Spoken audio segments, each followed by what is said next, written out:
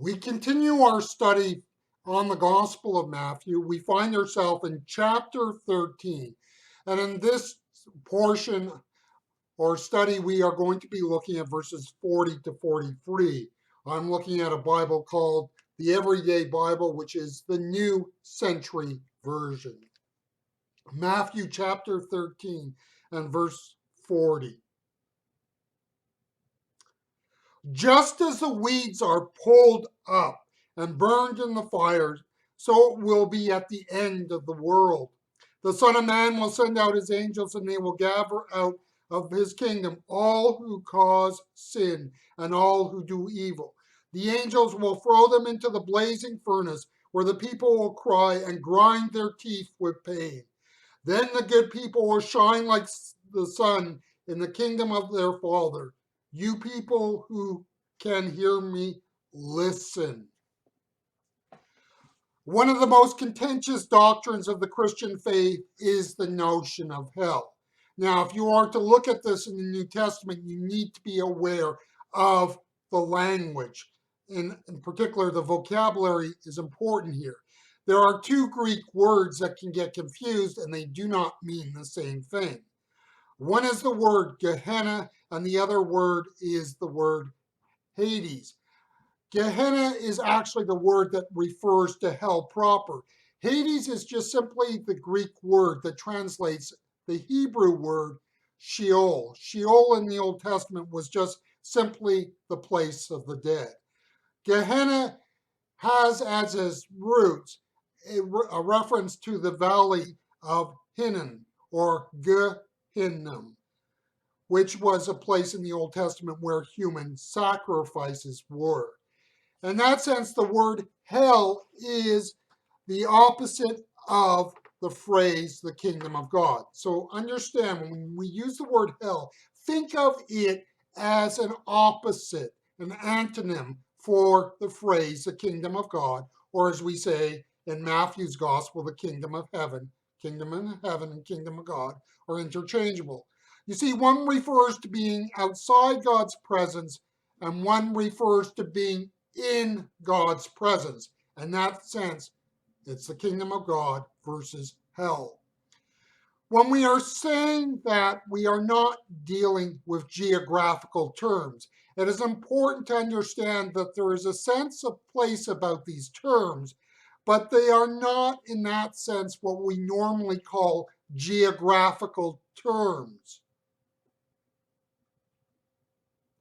If I write a note to you to drive to Ottawa, what should you do? Now, in particular, think of the letters, because if you spell it O-T-T-A-W-A, it can be pronounced Ottawa or Ottawa. And it's important because they are not necessarily the same place. For example, one is the county seat of Franklin County in Kansas, and I think that is pronounced more like Ottawa, whereas the capital city of Canada is Ottawa. Spelt the same, but not the same.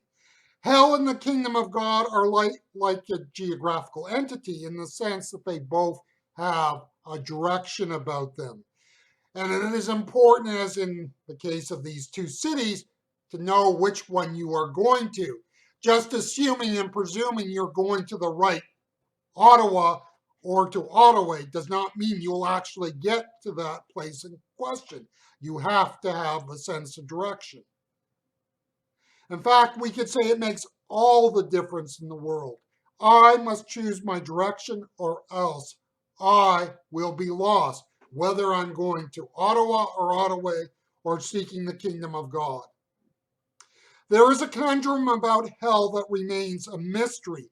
Hell is by definition an absence of God's presence.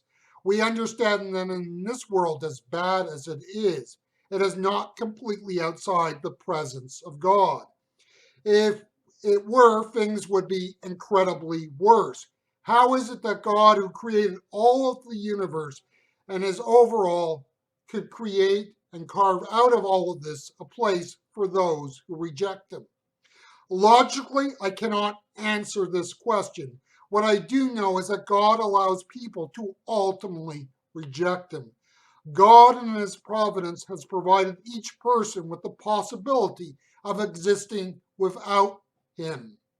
Notice I did not call it living, for it is not living, and if it is not living, it is death. Eternal death is not the same as the extermination of the soul. One of the hallmarks of modern science is the belief in randomness. If you reject God, then you reject the idea that the created world has a sense of purpose. If you have a created order built around randomness, then it follows logically that there is no final judgment. The Christian belief is that the cosmos and all that is in it has a sense of order.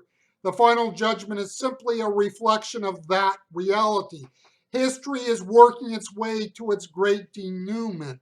That is why we live. That is why how we live is so important. Do we live in sync with what the created order is moving to, or are we living against it? If we live against it, we will be destroyed.